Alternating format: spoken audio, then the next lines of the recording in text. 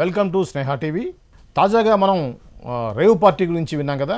Rave party అనగానే అందరికీ గుర్తొచ్చే ఒకే ఒక నటి హేమ. మన తెలుగు నటి హేమ బెంగళూరు రేవ్ పార్టీలో అరెస్ట్ అయిన విషయం అందరికీ తెలిసిందే. అయితే తాజాగా ఆమెకి కోర్టు బెయిల్ ఇచ్చింది. యాక్చువల్గా ఈ కేసులో హేమ యొక్క ఇన్వాల్వ్మెంట్ ఉందా లేదా అనేది అందరికీ కూడా సందిగ్ధమే. ఈ క్రమంలో ఈ యొక్క కేసు వివరాలు తెలియజేయడానికి మన స్టూడియోకి వచ్చారు దాసరి విజ్ఞాన్ గారు. వారితో మాట్లాడి ఇంకా డీటెయిల్గా తెలుసుకునే ప్రయత్నం చేద్దాం. నమస్తే అండి. నమస్తే. ఏంటండి మీరు అన్నట్టుగానే హేమ కొంత నిర్దోషి అయి ఉంటుంది అని అన్నారు మీరు. సో ఇప్పుడు జరిగిన పరిణామాలను బట్టి మీకు ఏమనిపిస్తుంది? ఒకటి మాత్రం చెప్తానండి, హేమ వాళ్ళ హస్బెండ్ జాన్ గారు కానీ ఆయన పని చేసేటువంటి ఆస్థాన తన డైరెక్టర్ మీర్ గారిని అక్కడ వాళ్ళు ఆయనతోనే చేస్తాడు ఎక్కువ. అవును, చిన్నప్పటి నుంచి చూస్తున్నాను సార్. సినిమాల్లో కూడా హేమ గారిని కూడా చిన్నప్పటి నుంచి నేను చూస్తున్నాను. నేను డబ్బింగ్లో చెప్పేటప్పటి నుంచి ఇంతున్నప్పటి నుంచి చూస్తూనే ఉన్నా. సరదాగా కెమెరామెన్ని డైరెక్టర్ల వాళ్ళని కూడా బావా బావా అని పిలుస్తుంది. అంటే జస్ట్ అదొక సరదాగా ఇంకోలా తీసుకోవాల్సిన అవసరం.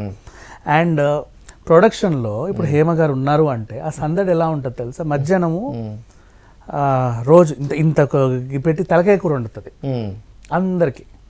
అది తలకాయ కూర లేకపోతే రోజు ఏదో ఒక వెరైటీ అక్కడ పెట్టే ఒక వంట సరదా వాళ్ళకి. ఇటు మేకప్ అయినా ఏమైనా సరే. కొన్ని సందర్భాల్లో కూడా అంటే కొంతమందికి చిన్న చితక విషయాలు నచ్చవు హేమ విషయంలో, అవి కూడా మంచికే. ఎలా ఒక ఎగ్జాంపుల్ చెప్తా.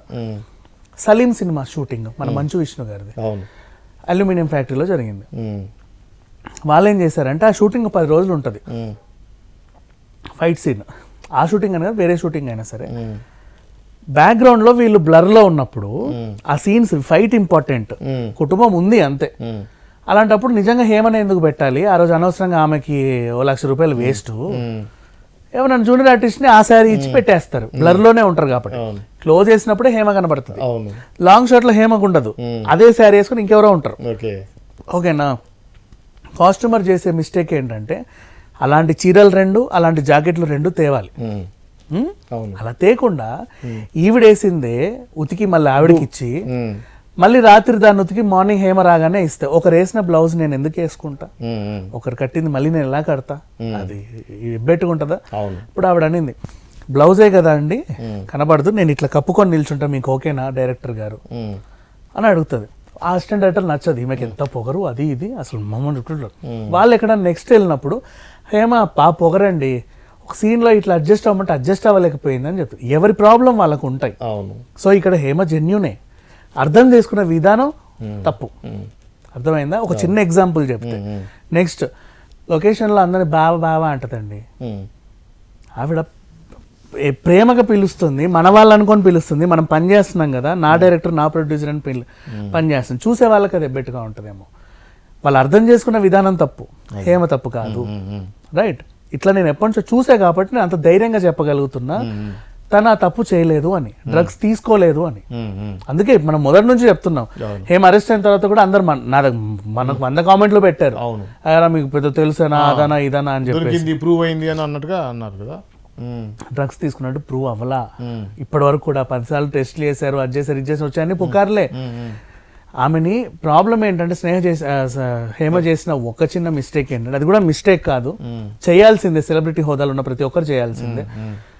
రేవ్ పార్టీలో దొరికిన హేమ అని అప్పటికే బాగా వార్తలు వైరల్ అవుతుంటే నేను వీళ్ళందరూ వచ్చి ఎవరు తప్పు చేశారు ఎవరు నాకు నేనైతే తప్పు చేయలా, కానీ నా పేరు బదనాం అవుతుంది. ఇక్కడ ఉంటే నేను తప్పు చేశానన్న కోవలో వెళ్తుంది. ఎందుకని మంచి నేను ఇక్కడ లేనండి, నేను హైదరాబాద్లో ఉన్నాను, వేరే ఫామ్ హౌస్లో ఉన్నాను, నేను ఇక్కడ చిల్ అవుతున్నాను, నేను అక్కడ లేను అని చెప్పింది. అంటే తర్వాత ఇక్కడ తెర వెనక ఆమె చూసుకుంటుంది అవన్నీ. హేమ లేదని 10 రోజులకు 15 రోజులకు వార్త వస్తుంది ఇప్పుడు వచ్చినట్టు. అట్లా వస్తుంది డ్రగ్స్ తీసుకోలేదు అని. దానికోసం వెయిట్ చేసింది. నేను లేను అని చెప్పింది. ఎందుకంటే సెలబ్రిటీస్ గురించి ఏ చిన్న వార్త వైరల్ అయినా బాగా ఎక్కువ వైరల్ అవుతుంది.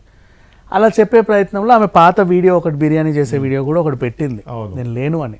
అయినా సరే మన వాళ్ళు వదలక లేదు, ఉంది ఆమె ఉంది అని.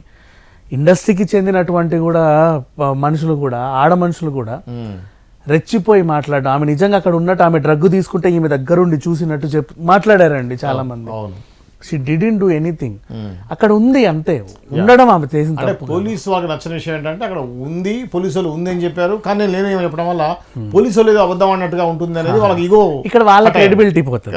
ఇప్పుడు నిజంగా దొరికింది, నేను కదా అరెస్ట్ చేసింది, నేను కదా హేమని, నీ ఆధార్ కార్డ్ ఏంటంటే నా పేరు కృష్ణవేనండి అని చెప్పావు, నువ్వు రాసుకున్నావు, నేను కదా నేను చూసింది, నేను ఇక్కడ లేని హైదరాబాద్లో ఉన్నాను, నువ్వు చెబితే నేను తప్ప, నేను అబద్ధమా అని చెప్పి వాళ్ళ ఈగో హర్ట్ అయ్యి వాళ్ళు ఏం చేశారంటే ముందు ఆమెను పట్టుకరండి అన్నారు. అప్పుడు వదిలేశారు. అప్పుడు కూడా ఎందుకు వదిలేశారు? ఆమె డ్రగ్స్ తీసుకోలేదు కాబట్టే వదిలేశారు. మీకు అర్థమైందా?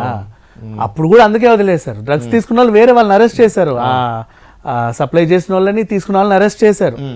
ఈవిడ అప్పుడు కూడా నిర్దోషే, వదిలేశారు. ఎప్పుడన్నా పిలిస్తే రామ్మా అని చెప్పి వదిలేశారు. వీళ్ళకి ఎక్కడ కాలింది అంటే నేను అక్కడ లేను అని చెప్పేసరికి వీళ్ళకి కాలింది. ఆ విషయం మీద ఆమెను పిలుచుకొచ్చి అప్పుడు మొన్న అరెస్ట్ చేసే టైంలో అప్పుడు తీసుకున్నారు బ్లడ్ టెస్ట్, యూరిన్ టెస్ట్లు అన్ని. అది కూడా హేమకు అనుకూలంగానే వచ్చింది, వాళ్ళకు ప్రతికూలంగానే వచ్చింది. సో కానీ ఆమెను తీసుకెళ్లారు ఎందుకు? పిలిచినప్పుడు రాలేదని, లేనిది ఉన్నట్టు చెప్పిందని, వాళ్ళ క్రెడిబిలిటీ దెబ్బతీసిందని ఒక చిన్న అభియోగం అంతే. ఓకే, ఇప్పుడు దాన్ని బేస్ చేసుకుని బెయిల్ వచ్చి దాన్ని బేస్ చేసుకున్న తర్వాత వాళ్ళ లాయర్ వాదించాడు, అవునండి మా హేమ డ్రగ్స్ తీసుకోలేదు, ఏం తీసుకోలేదు. ఇక్కడ ఆమె ఎందుకు ఇలా చెప్పుకోవాల్సి వచ్చిందంటే అది అవసరం సెలబ్రిటీకి ఒక హోదాలు ఉన్నప్పుడు. ఎందుకంటే పేరు పాడవడం నిమిషంలో పాడవుతుంది, దాన్ని కాపాడుకోవాలంటే మళ్ళీ జన్మెత్తాలి. అవునా? క్షణాల్లో పాడైపోతుంది పేరు. అందుకని చెప్పి దాన్ని కాపాడుకునే ప్రయత్నం చేసింది. సెల్ఫ్ డిఫెన్స్ అంటారండి. ఇప్పుడు నేను పొడవడానికి ఒకడు వస్తే నువ్వు వాడిని పొడిస్తే ఆత్మరక్షణ అవుతుంది, కానీ అది నువ్వు హత్య కాదు. తను కూడా తన్ని తాను రక్షించుకోవడానికి ఆ కేసు నుంచి కాదు, ఆ పుకారు నుంచి తన్ని తాను రక్షించుకో సెల్ఫ్ డిఫెన్స్ లో ఆ వీడియో పెట్టింది, నేను లేనని చెప్పింది అంతే. అది అసలు తప్పేం కాదు, ఏం తప్పు కాదు. చూసేవాళ్ళు ఎవరైనా ఏమనుకున్న తప్పు కాదు అసలు, అంతే. ఆట చేసింది దాని విషయంలో ఇప్పుడు బెయిల్ వచ్చింది, బ్రహ్మాండంగా బెయిల్ వచ్చింది. ఇంకా చాలా మంది ఆమెని మా నుంచి సస్పెండ్ చేయాలి, ఆమెను అట్లా చేయాలి, ఆమెను ఇట్లా చేయాలి, ఏం చేసిందని ఆ ఉందా లేదా నిర్ధారణ కోర్టు కదా చెప్తుంది. కోర్టు చెప్పేంత వరకు ఎందుకు ఆగట్లా మీరు? వాళ్ళు చెప్తారుగా తీర్పు ఏదో. అండ్ ఇప్పుడు కూడా సస్పెండ్ అయిందని వార్తలు అవేవో ఉన్నాయి. కానీ మంచు విష్ణు గారు అయితే హేమ వైపే ఉన్నారు అని తెలిసి. మొన్న కూడా మంచు విష్ణు ఆమెను సస్పెండ్ చేశారని కూడా వార్తలు వచ్చాయి. ఏదెంతవరకు నిజమో అబద్ధమో కానీ హేమ అయితే మాత్రం డ్రగ్స్ అయితే తీసుకోవాలి, తప్పు అయితే చేయలేదండి. అది కూడా ఇంకోటి, ఇప్పుడు పార్టీకి పిలిస్తే వెళ్ళి ఉంటుంది, వెళ్ళిన తర్వాత అది రేవ్ పార్టీ అని తెలిసి ఉండొచ్చు కదా, అట్లా ఉంటుంది కదా. పార్టీలో రేవ్ పార్టీలు జరుగుతాయండి, పార్టీ తప్పు కాదు.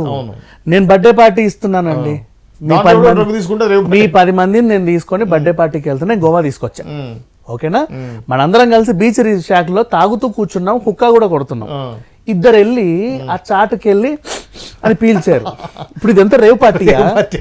దాసరి విజ్ఞాన్ రేవ్ పార్టీ ఇచ్చాడు గోవాలో, అదే కదా వార్త వచ్చేది. పార్టీకి వస్తారు, ఎవడేం చేస్తాడు మనకేం తెలుసు, ఏ మూలకో వెళ్ళి.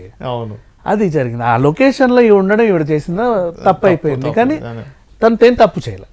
అది ఇది అండి నటి హేమ సంబంధించినటువంటి బెంగళూరు రేవ్ పార్టీలో ఆ డ్రగ్స్ కేసు సంబంధించిన వివరాలు. మరో అంశంతో మళ్ళీ కలుద్దాం. అంతవరకు చూస్తూనే ఉండండి స్నేహ టీవీ.